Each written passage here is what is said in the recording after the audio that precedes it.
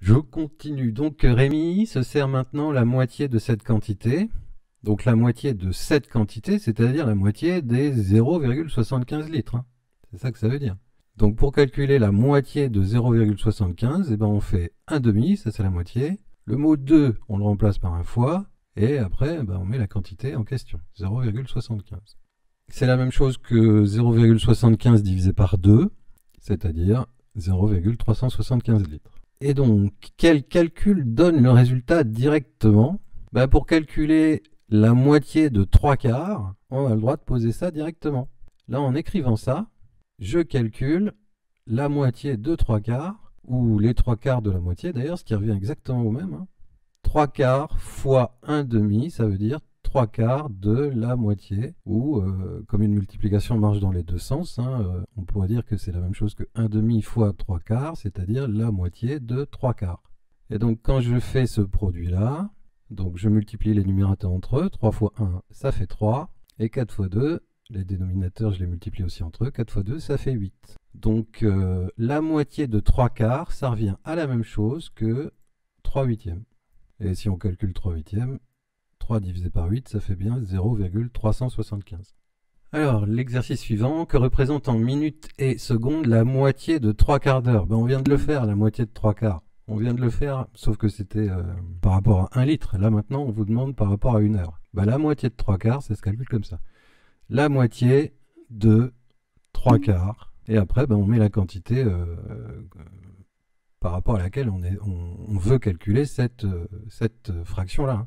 La moitié de 3 quarts. Et comme c'est par rapport à 1 heure, on fait fois 1. 1 demi fois 3 quarts, 1 fois 3 ça fait 3, 2 fois 4 ça fait 8. Et puis si on multiplie tout ça par 1, on obtient 3 huitièmes. D'accord?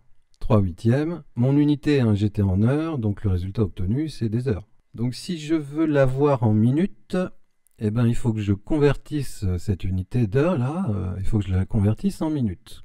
Combien de minutes il y a dans une heure? Il y en a 60. Au lieu de mettre heure là, comme ça, on remplace par 60 minutes. Donc je dois faire le calcul 3 huitièmes fois 60. Donc le 60 ne multiplie que le 3. Donc je me retrouve avec 180 divisé par 8. Et 180 divisé par 8, ça fait 22, quelque chose. 22, quelque chose. Alors, si je fais 22 fois 8, ça fait 176. Donc ça veut dire que 180 huitièmes, c'est 176 huitièmes, plus, pour aller jusqu'à 180, il m'en manque 4. Donc ça veut dire que c'est 22 plus 4 huitièmes. C'est juste pour expliquer, je viens juste d'expliquer pourquoi on avait ça comme résultat. 22 plus 4 huitièmes. Donc le résultat, là pour l'instant, il est en minutes. Ok? Donc j'ai 22 minutes plus 4 huitièmes d'une minute. 4 huitièmes, ça peut se simplifier. 4 huitièmes, ça peut s'écrire aussi 1 demi. 4 huitièmes, ça peut s'écrire 1 demi. Il suffit de simplifier la fraction par 4. Si je simplifie 4 huitièmes par 4, j'obtiens bien 1 demi. Donc je suis à 22 minutes plus une demi-minute. Une demi-minute, je peux directement traduire ça en secondes. Ça fait 30 secondes. Théo a 117 billes, il en donne le tiers à Owen. Et la moitié du reste, attention, du reste, c'est-à-dire pas la moitié des 117, la moitié de ce qui lui reste après en avoir donné un tiers à Owen. Donne un seul calcul pour trouver le nombre de billes que Ben récupère. Donc déjà, le nombre de billes donné à Owen, c'est 1 tiers de 117. 1 tiers de 117, en maths, ça s'écrit 1 tiers fois 117. Donc ça, c'est ce qui donne à Owen. Mais donc, du coup, les billes qui lui restent, c'est le total de billes qu'il avait au départ, moins ce qu'il vient de donner à Owen. Et on nous dit que cette quantité-là, ce que je viens d'entourer juste à l'instant, 117 moins 1 tiers fois 117, cette quantité-là, il en donne la moitié à Ben. Et donc la moitié de ce machin-là, ça s'écrit 1 demi fois le machin. Tout simplement. Bon, après, l'expression elle est moche, mais en tout cas, c'est comme ça qu'on peut calculer directement la moitié de ce qui lui reste. Un peu compliqué. Oui, c'est un peu compliqué, mais bon, est-ce que vous avez suivi les explications? Là, il donne 1 tiers de ses billes à Owen. 1 tiers de 117, ça se calcule comme ça. Donc il lui reste 117, moins ce qu'on vient d'écrire. Et il donne la moitié de ce gros machin-là à Ben. Donc la moitié du gros machin, on l'écrit 1/2 fois le gros machin. Voilà. Après, on ne fait pas les calculs, hein. On veut juste écrire une expression qui permettrait de calculer le résultat d'un coup. Hein, on ne vous demande pas de faire le calcul. On vous demande juste d'écrire l'expression qui permettrait de faire le calcul d'un seul coup. 3/5 des adolescents de 13 à 15 ans pratiquent le roller, dont la moitié régulièrement. Quelle fraction d'adolescents de 13 à 15 ans pratiquent régulièrement le roller? Donc il faut que je calcule la moitié de 3/5. Ben, la moitié de 3/5 en maths, ça s'écrit comme ça. La moitié de 3/5. 1/2 fois 3/5. Donc 1 fois 3, ça fait 3, et 2 fois 5, ça fait 10. Donc la fraction des adolescents qui pratiquent le roller régulièrement, c'est 3 sur 10. Sidonie a 30 bonbons. Le lundi, elle en a mangé les 3/5.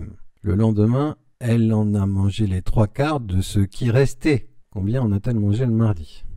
Alors, déjà, on va calculer ce qui lui reste. Si le lundi, elle en a mangé 3/5. Après en avoir mangé 3/5, il lui en reste 2/5. 2/5, ça veut dire qu'il lui reste combien de bonbons? Il faut qu'on calcule 2/5 de 30. 2/5 de 30, ça se calcule en faisant 2/5 fois 30. Donc 2 fois 30, ça fait 60, et 60 divisé par 5, ça fait 12. Donc là, on sait le nombre de bonbons qui lui reste une fois qu'elle en a mangé les 3/5. Il lui reste 12 bonbons. On nous dit après qu'elle en mange les 3/4. Donc 3/4 de 12, de ce qui lui reste. 3/4 de 12, ça se calcule en faisant 3/4 fois 12. Elle a mangé 9 bonbons. Ici, on vous donne une autre technique pour arriver au résultat directement. Ça permet là de calculer le résultat directement. Donc là, je calcule les 3/4 de 2/5 de 30. Alors, 2/5 de 30, ça représente la quantité de bonbons qui me reste après en avoir mangé 3/5. Et si je fais encore fois 3/4, je calcule les 3/4 de cette quantité-là. Voilà, comme ça, j'ai la réponse au problème directement. 3 fois 2 fois 30 sur 4 fois 5, tout ça, ça fait 9. Voilà, c'est une deuxième façon de répondre à la question en posant un seul calcul.